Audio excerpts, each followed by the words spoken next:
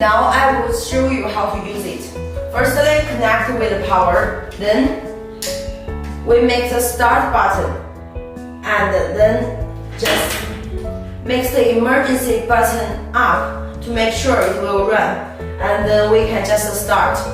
And when it is running,